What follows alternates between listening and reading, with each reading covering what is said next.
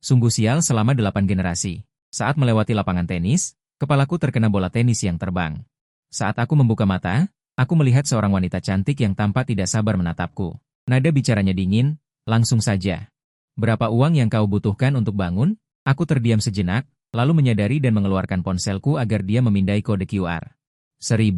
Bai Ningbing mencibir, mengambil ponsel dari pengikut di sebelahnya. Dia dengan bersih dan rapi mentransfer 5.000 yuan kepadaku. Sebelum pergi, suara mengejeknya yang tak tersamar terdengar. Bawa ini dan periksakan otaknya dengan baik. Jika kurang, cari aku lagi. Ternyata ketua gangster sekolah ini sama seperti yang dikatakan orang. Banyak uang dan bodoh. Aku sangat patuh, selama aku kekurangan uang. Aku akan pergi menonton ketua gangster sekolah bermain tenis. Ketika aku melihat bola terlempar keluar lapangan, aku segera berlari ke sana. Pura-pura celaka. Setelah 5 kali memerasnya, Bai Ningbing akhirnya menyadarinya. Dia menggertakkan gigi. MU Bai, apa kau benar-benar menganggapku bodoh dan punya banyak uang? Rencanaku terbongkar di tempat, aku melarikan diri dengan panik. Kemudian, melihatku memegang uang yang diberikan oleh primadona sekolah. Bai Ningbing menghadangku di ruang kelas, matanya merah. Apa aku kekurangan uang? Atau kurang otak? Kenapa kau tidak mencari orang yang mudah ditipu seperti itu, malah mencari si bunga putih kecil yang licin seperti rubah itu? Apakah kau takut tidak akan meninggalkan bekas setelah dimakan habis? Saat pulang sekolah melewati lapangan tenis, kepalaku terbentur bola tenis yang lepas kendali. Seketika, kepalaku berdengung, bahkan sebelum aku bisa bereaksi. Sebuah suara yang indah terdengar dari atas, berapa uang? Aku terdiam sejenak.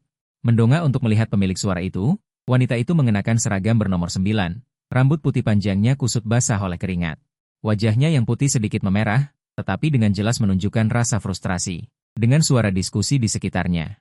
Aku akhirnya menyadari, mengeluarkan ponselku agar dia memindai kode QR, 1.000. Bai Ningbing mencibir, mengulurkan tangan untuk mengambil ponsel dari pengikut di sebelahnya, dengan bersih dan rapi mentransfer 5.000 yuan kepadaku. Sebelum pergi, suara mengejeknya yang tak tersamar terdengar, bawa ini dan periksakan otaknya dengan baik. Jika kurang, cari aku lagi. Aku melihat rejeki nomplok ini, hatiku tidak bisa menahan diri untuk tidak menghela nafas. Ternyata ketua gangster sekolah ini sama seperti yang dikatakan orang, banyak uang dan bodoh. Setelah mendapatkan uang, aku segera pergi ke rumah sakit untuk membayar sebagian biaya yang terutang untuk perawatan nenek, Paman Su tahu. Memanggilku ke kantor, Xiao Bai, dari mana kau mendapatkan uang ini? Melihat tatapan khawatir Paman Su, aku tidak ingin membuatnya khawatir, jadi aku berbohong mengatakan bahwa itu dikirim oleh bibiku. Setelah mendengarnya, kerutan di dahinya akhirnya mereda. Operasi nenekmu berhasil dengan baik. Jangan terlalu khawatir tentang biaya pengobatan, aku akan mengajukan dana bantuan ke rumah sakit, tugas terpentingmu sekarang adalah belajar dengan giat. Jangan membuat pilihan yang salah karena ini dan menunda masa depanmu. Meskipun aku punya pikiran lain. Tapi aku tetap mengangguk patuh. Seminggu yang lalu, nenekku ditabrak mobil saat pergi berbelanja. Otaknya terluka, kakinya juga patah. Karena kami tinggal di daerah pinggiran kota yang terpencil. Jalan itu kebetulan tidak memiliki pengawasan, pengemudi tanpa ragu memilih untuk melarikan diri. Paman Su adalah dokter yang mengoperasi nenekku saat itu. Biaya operasinya 20.000 yuan, tetapi aku tidak punya uang sama sekali. Paman Su yang memberi kami jaminan agar nenekku bisa dibawa ke ruang operasi untuk dioperasi. Sekarang operasinya sudah selesai, aku masih tidak bisa mengumpulkan biaya rumah sakit ini. Aku kembali ke sekolah hari ini untuk mengajukan permohonan cuti sekolah, tetapi tanpa diduga, aku mendapatkan 5.000 yuan secara gratis. Sepertinya Tuhan juga mengasihani aku. Keesokan harinya aku tidak pergi ke sekolah, tetapi pergi ke panti jompo untuk menjadi perawat. Mulai bekerja pukul 8 pagi, pulang pukul 5 sore, tepat waktu untuk merawat nenek. Tanpa diduga, aku baru bekerja selama 2 hari, sudah ditemukan oleh Paman Su. Xiao Bai, kamu akan mengikuti ujian masuk perguruan tinggi tahun depan, bagaimana kamu bisa putus sekolah dan bekerja? Dan kamu masih di bawah umur sekarang. Aku sudah berumur 18 tahun kemarin. Aku menundukkan kepala. Dengan suara yang sangat pelan. Dada Paman Su naik turun dengan cepat, sepertinya sangat marah. Setelah menarik napas dalam-dalam, dia berkata dengan sungguh-sungguh, jangan khawatir tentang uang. Dana bantuan rumah sakit sudah disetujui, sekarang kamu harus patuh kembali ke sekolah, jika tidak aku akan memberitahu nenekmu tentang kamu putus sekolah. Jangan beritahu nenek, aku mengangkat kepala dengan cemas. Wajah Paman Su serius, kalau begitu kamu harus kembali ke sekolah besok, rencana kerjaku ditangguhkan. Begitu aku kembali ke sekolah, aku mendengar orang-orang membicarakan tentang Bai Ningbing si Dewi Uang. Apa kau dengar? Kemarin ada lagi orang yang terkena bola Bai Ningbing, kudengar dia langsung mentransfer 5.000 yuan kepada orang itu. Akibatnya, orang itu sama sekali tidak menginginkan uang, tetapi menginginkan WeChat. Haha. Lalu, kemudian Bai Ningbing meninggalkan 2 kata dan pergi. Kata apa? Idiot, sebuah ide muncul di benakku. Sore hari setelah sekolah usai. Aku langsung menuju lapangan, melihat kerumunan orang, aku berusaha menerobos masuk. Tak disangka, begitu masuk, sebuah bola terbang lurus ke arahku, aku tidak menghindar. Aku dengan paksa menerima bola yang penuh kekuatan ini, suara terkejut terdengar di sekitarku, lalu suara yang kuingat itu datang dari atas. Kenapa kamu lagi? Aku dengan gembira mendongak, kata-kata belum sempat terucap. Bai Ningbing dengan cekatan menerima ponsel dari orang di sampingnya. Nadanya tidak sabar. Kode QR. Aku dengan linglung mengeluarkan ponselku untuk dipindai, melihat ada tambahan 5.000 yuan di ponselku. Jantungku berdebar kencang, kata, terima kasih, terlontar begitu saja. Terima kasih. Bai Ningbing menatapku dengan tatapan rumit, beberapa detik kemudian, dia sampai pada sebuah kesimpulan. Benar-benar jadi bodoh karena terbentur, aku dengan cepat menggelengkan kepala, dia dengan tidak percaya mengulurkan 2 jari. 1 tambah 2 sama dengan 3, kataku dengan tegas. Dia mencibir, otaknya tidak rusak. Setelah selesai berbicara, dia berbalik dan pergi. Aku tahu biaya pengobatan nenek ditanggung sementara oleh paman dan bibi, aku juga tahu, dana bantuan nenek belum disetujui. Saat ini aku sangat membutuhkan uang, karena uang ini Bai Ningbing berikan kepada siapa saja, lebih baik dia berikan kepada orang yang lebih membutuhkannya. Juga bisa menambah keberuntungan, aku melihat punggung Bai Ningbing yang menjauh, dalam hati aku berkata, terima kasih, Bai Ningbing. Selama sebulan berikutnya, setiap kali Bai Ningbing bermain bola, aku akan berada di sana, setiap kali melihat bola lepas kendali. Aku seperti penjaga gawang, berlari ke arah bola tenis, kali ini. Aku kembali menangkap bola tenis itu dengan mantap, ini adalah bola keempat yang aku terima bulan ini, aku memegang bola itu. Dengan gembira mencari sosok Bai Ningbing. Di bawah senja, sosok Bai Ningbing yang tinggi dan tegap sedang berjalan ke arahku. Karena cahaya latar, aku tidak melihat dengan jelas ekspresinya. Aku mengeluarkan ponselku untuk dipindai, ponsel yang biasanya hanya butuh beberapa detik untuk mendengar suara notifikasi. Saat ini malah diam seperti batu bata. Menyadari ada yang tidak beres, aku tidak bisa menahan diri untuk mendongak melihat Bai Ningbing. Setelah melihatnya, aku terkejut, Bai Ningbing yang biasanya selalu terlihat tidak sabar. Saat ini wajahnya muram seperti singa yang marah, di mata sipitnya itu. Seolah ada awan gelap bergejolak, matanya menyipit, menggertakkan gigi. MU Bai, apa kau benar-benar menganggapku bodoh dan banyak uang? Jantungku berdebar kencang. Secara refleks aku menjatuhkan raket tenis dan berbalik untuk lari. Takut jika terlambat sedetik saja, dia akan menyuruhku mengembalikan uang yang sebelumnya. Sejak hari itu, aku terus menghindar dari Bai Ningbing, bahkan hanya mendengar namanya saja. Aku sudah ketakutan dan melarikan diri. Beberapa rumor tentang aku dan Bai Ningbing tiba-tiba menyebar di sekolah. Dengar tidak, MU Bai dari kelas 3 SMA sedang mengincar uang Bai Ningbing. Setiap kali Bai Ningbing bermain bola, dia akan pura-pura tertabrak. Apa-apaan? Dia jelas menyukai Bai Ningbing. Ingin menggunakan cara ini untuk menarik perhatiannya. Apa kau tidak dengar?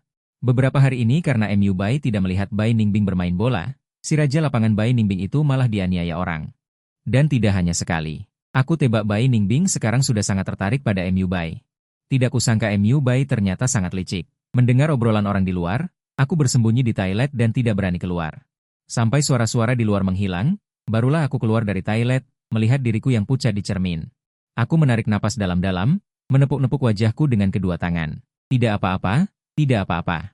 Omongan kosong, semuanya bohong. Bagaimana mungkin Bai Ningbing tertarik padaku? Dengan harga dirinya yang tinggi, dia sekarang pasti sedang memikirkan cara untuk mengerjaiku, kan? 15 menit kemudian. Aku baru diam-diam turun ke bawah bersiap untuk pergi. Baru saja sampai di lantai 1, sebuah suara familiar langsung menghalangi di tangga. Bahkan sebelum aku melihat jelas wajah orang itu, suara dingin melayang dan membuat jiwaku bergetar ketakutan. Tidak kusangka, kau ternyata pandai bersembunyi. Hampir secara refleks aku berbalik ingin lari, tapi belum sempat lari. Suara dari belakang membuatku mengurungkan niat untuk melarikan diri. Jika kau berani lari, besok aku akan mengajukan pindah ke kelas 1. Ah, kebetulan sekali. Aku berbalik, dengan canggung melambaikan tangan pada Bai Ningbing. Bai Ningbing mengangkat alisnya, sudut bibirnya membentuk senyum mengejek. Tidak kebetulan, aku sedang menunggumu. Boleh tanya, ada apa kau mencariku? Aku tidak berani menatapnya karena merasa bersalah. Dia tidak berbicara. Bai Ningbing selangkah demi selangkah menaiki tangga. Tidak bohong, Bai Ningbing terkekeh. Kalau begitu, kau setiap hari datang melihatku bermain tenis, bukan karena uangku, tapi karena diriku? Aku dengan keras kepala membantah. Lagi pula uangmu itu diberikan pada orang lain juga sama saja. Kenapa tidak diberikan padaku? Dia tertawa dingin, kata-katanya mengandung sarkasme yang tak tersamar, tidak ada orang lain yang sepertimu. Melihat bola tidak menghindar malah berlari untuk mencoba memeras. Jika bola tenis itu bisa berbicara, menurutmu apakah dia akan memarahimu? Gila. Ku dengar Bai Ningbing terkenal karena mulut pedasnya, tak kusangka itu bukan rumor. Pokoknya, tidak ada uang. Aku berkata dengan murung. Jika kamu benar-benar ingin mendapatkan uangmu kembali, tunggu sampai aku bekerja nanti, aku akan mengembalikannya padamu. Hehe, Bai Ningbing seolah mendengar sesuatu yang lucu. Dia tertawa tanpa memperhatikan citranya. Menurutmu aku kekurangan uang sebanyak itu? Lalu, apa yang ingin kamu lakukan? Dia tiba-tiba berdiri tegak, tidak tahan melihatku. Kau membuatku sangat malu. Tentu saja kau harus membantuku mengembalikan harga diriku. Aku dengan gugup menggenggam seragam sekolahku. Aku ingin kau menjadi pengikutku selama sebulan. Hanya sebulan, masalah ini selesai. Aku tidak percaya dan berkata begitu saja. Dia mendecakkan lidahnya, sepertinya tidak puas dengan reaksiku. Aku selalu menepati janjiku. Kemudian aku menjadi pengikut Bai Ningbing. Sebenarnya menjadi pengikut Bai Ningbing tidak sulit, hanya saja. Dia bermain bola, aku memberinya air dan handuk. Hanya saja ketika dia menerima air dari tanganku, dia akan mendengus dingin dengan arogan, lalu setelah minum seteguk, memintaku untuk membeli botol baru. Awalnya aku bertanya apa masalah dengan air ini, dia bahkan tidak repot-repot menatapku, nadanya meremehkan. Aku tidak pernah minum air bekas. Meskipun kata-katanya terdengar seperti orang sakit jiwa, tapi memikirkan urusan keluarganya. Aku merasa kata-katanya sangat meyakinkan. Kemudian, aku membantunya melakukan berbagai pekerjaan sambilan. Tentu saja, aku sangat menikmati pekerjaan ini. Lalu, membantunya menjalankan tugas. Membantunya mengambilkan makanan, dan sebagainya. Hari ini, aku mengambilkan makanannya dan membawanya kepadanya. Saat hampir sampai di depan Bai Ningbing, tiba-tiba ada kekuatan dari belakang mendorongku. Seluruh tubuhku langsung kehilangan keseimbangan dan jatuh ke depan. Saat aku mengira akan jatuh tersungkur, pinggangku tiba-tiba tertarik, ditahan dengan kuat oleh suatu kekuatan. Setelah lolos dari maut, aku segera berterima kasih kepada orang yang menyelamatkanku. Terima kasih. Aku tidak menyangka orang yang membantuku adalah idola sekolah, Su Baizhou. Aku terkejut hingga tidak bisa berkata-kata. Sesuatu melintas di benakku. Aku mendorong Su Baizhou menjauh dan menjaga jarak dengannya. Su Baizhou adalah bunga di gunung tinggi di mata semua siswa laki-laki, seorang kutu buku yang dingin dan pendiam. Dan label, fobia kebersihan, tercermin dengan jelas padanya. Kalau tidak, kau lap dulu tanganmu, aku mengambil tisu dari saku dan memberikannya kepadanya. Mata dinginnya itu dengan tenang. Melirik tangannya sendiri, suaranya jernih dan bersih, tanganku. Tidak kotor. M.U. Bai. Terdengar suara Bai Bingbing penuh amarah dari belakang. Apa kau buta? Orang yang butuh tisu itu aku.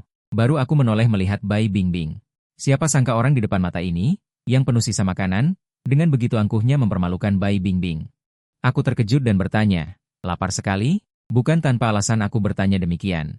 Karena orang yang awalnya duduk dengan baik di sana, melihat makanan di tanganku akan jatuh, dia bahkan langsung berdiri dan berlari ke arahku. Hanya saja nasi ini tidak berhasil dia tangkap, malah membasahi seluruh tubuhnya. Mata Bai Bingbing berkilat dingin, gigi gerahamnya hampir hancur, aku benar-benar ingin memakannya. Aku, makan makanan orang, melanggar hukum, dan juga merusak kemanusiaan. Bai Bingbing karena tidak bisa makan, dan juga menjadi berantakan, dengan marah pergi. Sebelum pergi dia juga menarikku, dengan dalih aku adalah pengikutnya. Harus selalu mengikutinya. Karena kejadian di kantin waktu itu, aku dan Su Baizhou perlahan menjadi dekat. Meskipun kami sudah sekelas selama lebih dari setahun, tapi tidak pernah berbicara. Sekarang, aku akan bertanya padanya jika ada soal yang tidak bisa aku kerjakan. Setelah beberapa waktu berinteraksi, aku menyadari bahwa rumor itu benar-benar berbahaya. Su Baizhou sama sekali tidak sedingin yang dibicarakan orang lain. Sebenarnya dia cukup mudah bergaul. Malah Bai Bingbing. Semakin dia menyebutnya semakin tidak punya niat baik. Dulu Bingbing selalu aku yang berinisiatif mencarinya setelah kelas selesai. Sekarang setelah kelas selesai dan hendak pergi aku berpikir bahwa begitu aku menoleh aku bisa melihat Bai Bingbing berdiri di luar jendela atau di luar pintu, dengan tatapan yang menyeramkan. Sangat menakutkan, orang yang tidak tahu akan mengira aku berutang nyawa padanya, bukan uang. Untung hanya tersisa 3 hari lagi. M.U. Bai. Bai Bingbing yang awalnya berjalan sangat cepat di depan. Tiba-tiba berhenti, membuatku hampir menabraknya, untung aku mengerem tepat waktu. Kalau tidak, dia pasti akan mengejekku dengan sinis karena buta. Kenapa? Aku mendongak dan melihatnya dengan kesal. Lusa, aku dan SMA 2 ada pertandingan persahabatan. Kau boleh datang menonton. Dia kemudian berputar 8 kali ke samping tanpa melihatku, bulu matanya yang seperti kipas bergetar-getar. Dalam 3 hari ini, Bai Bingbing selalu sengaja atau tidak sengaja menyebutkan, agar aku terus menontonnya bermain bola di kemudian hari. Meskipun aku masih sangat butuh uang sekarang, Aku agak tidak ingin terlibat dengannya. Dan, aku sudah punya satu pekerjaan yang cukup stabil. Tidak. Lusa aku ada urusan, lusa aku tidak datang, lalu bagaimana nanti? Bai Ningbing tiba-tiba menoleh melihatku, di mata hitam legamnya. Sepertinya ada sedikit rasa malu yang terpancar. Aku tertegun sesaat, menggelengkan kepala, mungkin aku tidak akan pergi lagi di masa depan. Cahaya di matanya langsung meredup, suaranya berat, seolah berbicara pada dirinya sendiri. Kamu bisa datang, seperti awalnya. Selesai bicara, dia berbalik dan pergi dengan langkah besar, kecepatannya seperti melarikan diri, apalagi yang membuatnya gugup. Melihat serangkaian reaksinya ini, aku agak bingung. Sudahlah. Bagaimanapun, hari ini adalah hari terakhir. Setengah bulan yang lalu, nenekku sudah keluar dari rumah sakit. Karena sudah tua, tubuhnya sulit untuk pulih seperti dulu. Untungnya, selain sedikit kesulitan bergerak, tidak ada masalah lain, dan aku juga menggunakan uang yang diberikan Bai Ningbing. Untuk mengembalikan biaya pengobatan yang telah dibayarkan oleh Paman Su tidak mau menerimanya. Tapi aku dengan keras kepala meletakkan uang itu di mejanya. Dia sudah menyelamatkan nyawa nenekku. Bagaimana mungkin aku bisa membiarkannya mengeluarkan uang lagi untuk kami?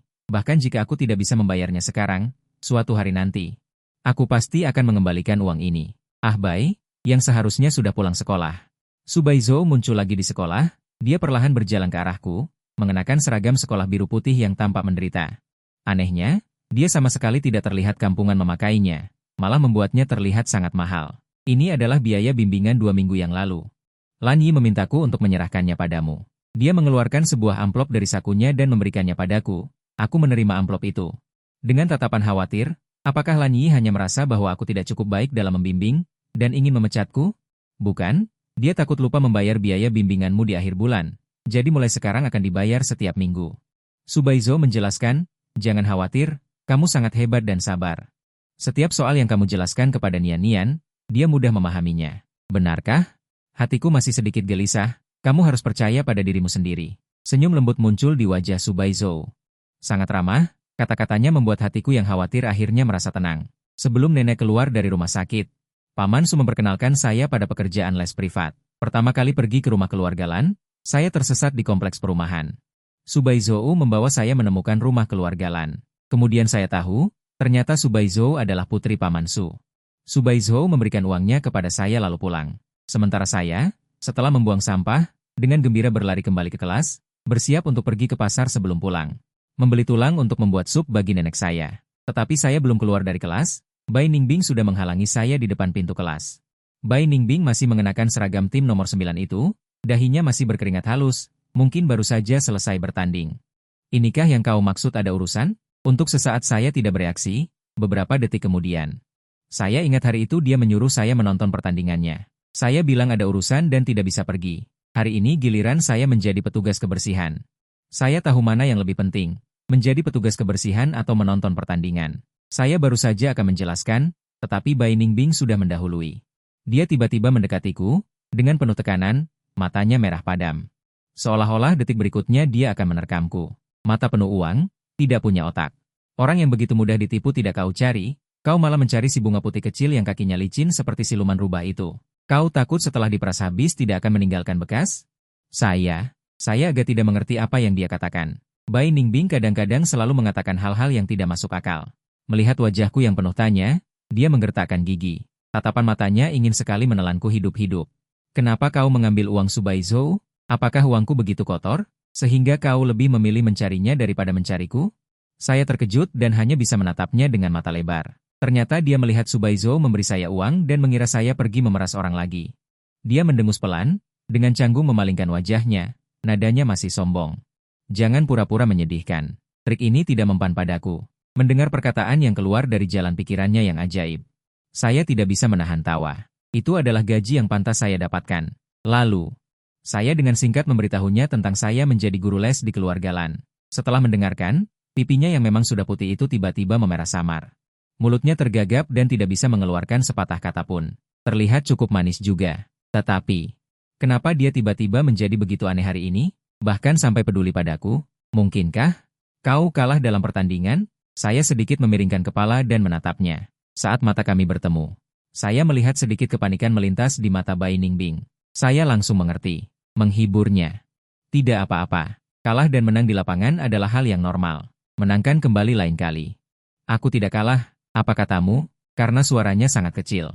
Aku tidak mendengar dengan jelas, aku tidak kalah, dia meninggikan suaranya. Wajahnya kembali seperti biasa, santai dan tidak terkekang, matanya penuh percaya diri dan manja, hanya beberapa kecambah kecil itu. Ingin mengalahkanku? Mustahil di kehidupan selanjutnya, dia mendengus jijik. Baik, baik, Bai menghibur, aku mau pulang. Aku mengajak dia berjalan menuju pintu, dia buru-buru mengejarku, mulutnya terus mengomel. Bai, bagaimana kalau kamu datang lagi lain kali untuk melihatku bermain bola? Aku pikir kamu punya bakat untuk menangkap bola. Lain kali kamu datang menangkap bola untukku, aku akan memberimu uang. Bagaimana? Tenang saja. Aku akan melempar bola lebih pelan lain kali, pasti tidak akan menyakitimu. Bagaimana kalau aku menambahkan uang lagi? 10.000, boleh? Aku memutar mata dan menutup telingaku dengan tangan. Nona besar ini kenapa mulai aneh lagi? Beberapa hari kemudian, Bai Ningbing menggunakan kekuatan supernya. Pindah ke kelas unggulan kami ini, setelah pindah ke kelas, Bai Ningbing semakin menjadi-jadi. Dia tidak lagi mengoceh menyuruhku melihatnya bermain bola, malah setiap hari menatapku di meja. Benar. Sekarang aku dan Bai Ningbing adalah teman semeja. Bai Ningbing, kamu menutupi kertas ujianku. Aku menghela napas, ini ketiga kalinya aku mengingatkannya hari ini. Dia duduk tegak. Dengan ekspresi gugup membantuku menghaluskan lipatan di kertas ujian. Lihat, tidak apa-apa, ya, melihatnya bersiap untuk berbaring lagi. Hatiku yang tadinya tenang perlahan runtuh. Bai Ningbing. Aku menatapnya dengan serius, aku tahu tidak masalah jika kamu tidak kuliah, tapi aku berbeda denganmu. Aku harus kuliah, bisakah kamu tidak mempengaruhiku? Aku masih akan sesekali mengeluarkan nada bicara konyol, karena Bai Ningbing. Karena tindakan yang tidak dapat dijelaskan ini, di sekolah muncul desas-desus bahwa Bai Ningbing menyukaiku dan sedang mengejarku. Beberapa adik kelas bahkan dengan bersemangat ingin meminta pengalaman dariku, berharap bisa mendapatkan Subaiyo sesuai dengan pengalamanku.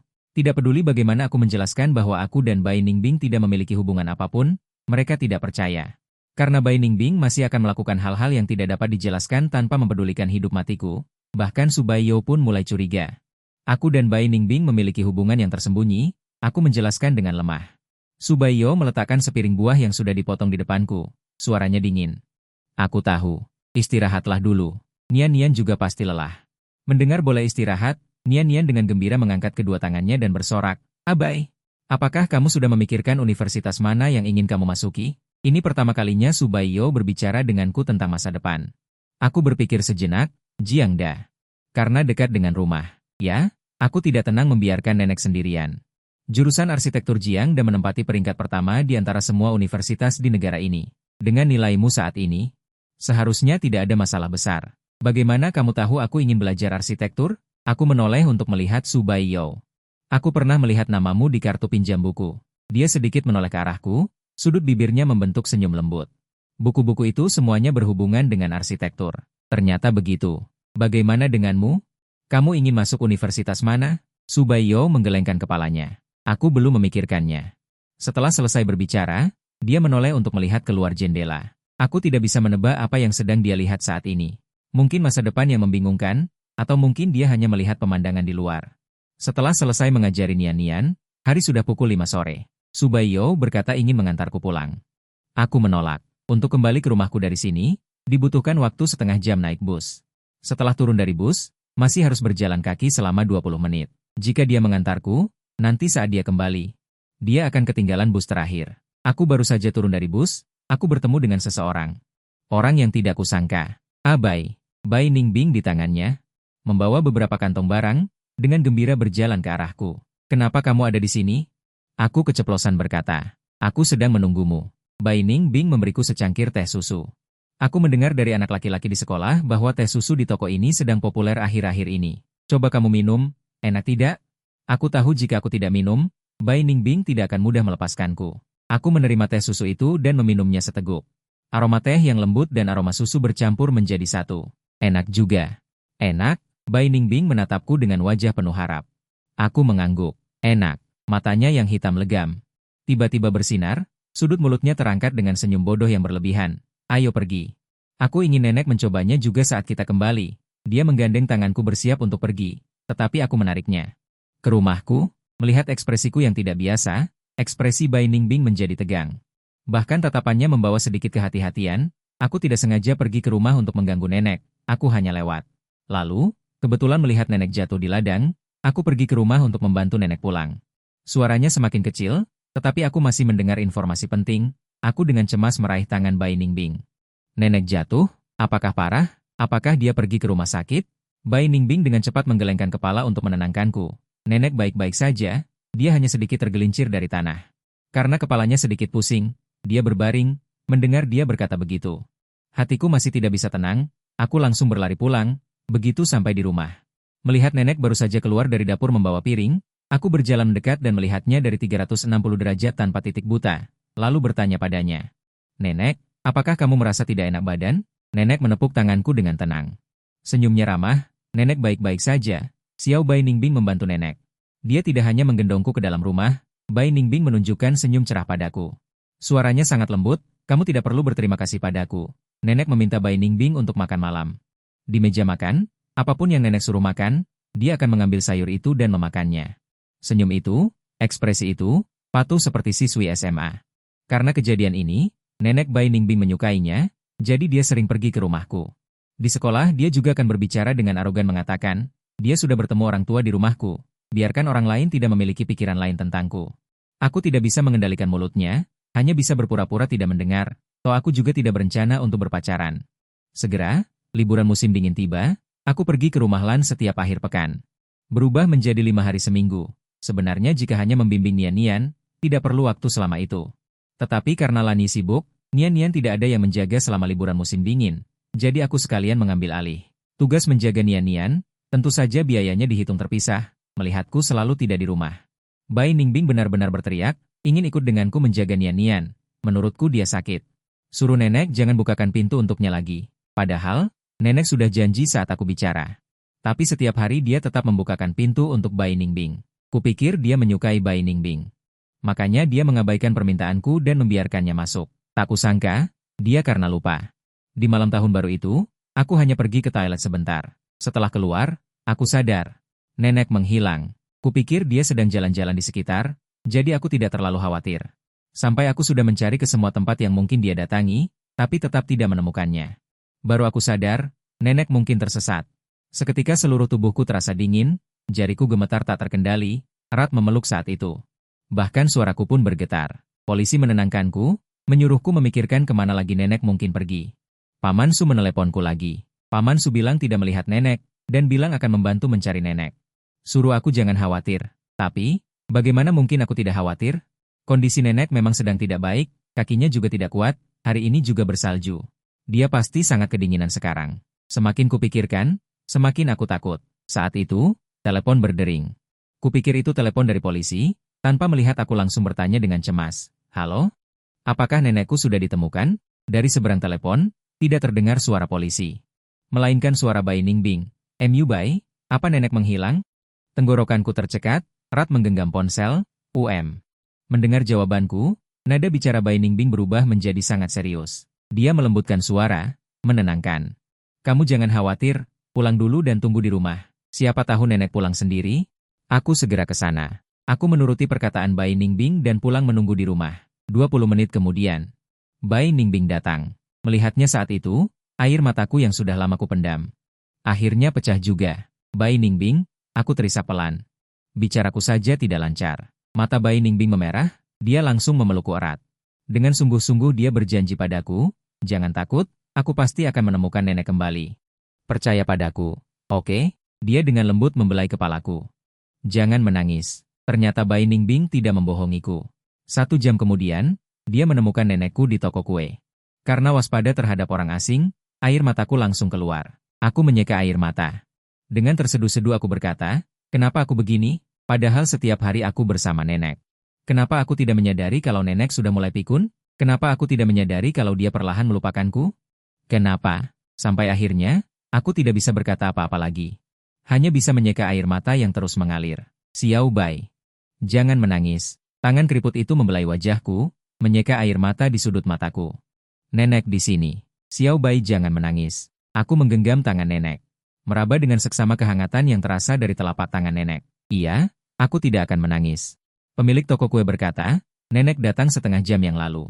Dia langsung bilang ingin membeli kue osmanthus." Setelah membeli, mereka melihat nenek berdiri di depan pintu. Sepertinya sedikit kehilangan arah, jadi mereka memperhatikannya. Kemudian mereka bertanya pada nenek, Apakah dia ingat nomor telepon keluarga? Nenek memberikan nomor telepon ayahku yang dulu pada pemilik toko, tapi selalu sibuk. Pemilik toko berpikir untuk menunggu sebentar. Tidak disangka, sambil menunggu, kita sudah datang. Setelah berterima kasih pada pemilik toko, kami membawa nenek pulang. Setelah sampai di rumah, aku pergi ke kamar nenek dan melihat buku catatan di atas meja yang selalu diingat nenek. Di sana ada foto keluarga kami. Nenek menulis seperti ini, yang paling gagah ini adalah cucu kesayanganku. Kamu tidak boleh melupakannya. Kalau kamu melupakannya, dia akan sangat sedih. Nenek paling tidak ingin melihat Xiao Bai sedih. Xiao Baiku harus selalu bahagia setiap hari. Foto di atas adalah foto yang diambil saat aku pertama kali masuk SMA. Dan di bawah foto ayah dan ibuku. Dia menulis seperti ini adalah putra dan menantu perempuanku yang paling berbakti. Ibu merindukan kalian. Maafkan ibu karena belum bisa menyusul kalian. Jika ibu juga tidak ada, maka di dunia ini, Xiao Bai tidak akan punya keluarga lagi. Ibu masih ingin menemani Xiao Bai beberapa tahun lagi. Jika bisa. Ibu berharap bisa melihat Xiao Bai didampingi orang yang mencintainya. Bantu ibu di sana untuk meminta waktu tambahan. Biarkan ibu menemani Xiao Bai untuk kalian. Setelah melihat semuanya, aku menangis terseduh-seduh. Aku berjongkok di lantai dan memeluk erat buku catatan itu. Jantungku sakit sekali sampai air mataku tak tertahankan. Di halaman terakhir buku catatan ada kalimat terakhir. Ada anak bernama Bai Ningbing yang secara pribadi mengatakan kepadaku bahwa dia menyukai Xiao Bai kami. Aku telah mengamatinya selama beberapa waktu. Jika Xiao Bai juga menyukainya, kurasa aku bisa mempercayakan Xiao Bai padanya. Hari ini adalah malam tahun baru Imlek. Bai Ningbing, yang seharusnya pergi untuk merayakan tahun baru Imlek, menemaniku dan kakek penjaga hutan di rumahku, 12.1. Nenek memberiku dan Bai Ningbing 2 amplop merah besar, seperti saat aku masih kecil. Aku dengan gembira mengucapkan selamat tahun baru kepada nenek. Bai Ningbing juga meniruku, dengan sopan mengucapkan selamat tahun baru kepada nenek. Membuat nenek sangat bahagia. Aku tahu besok pagi, nenek mungkin akan melupakanku lagi. Jelas tahu bahwa ini tidak dapat dihindari, tetapi ketika aku berpikir bahwa nenek akan melupakanku, hatiku masih merasa sedih. Keesokan paginya, Subaizo tiba-tiba meneleponku. Di telepon dia berkata, "Abai, maaf, aku tidak bisa menemanimu kemarin."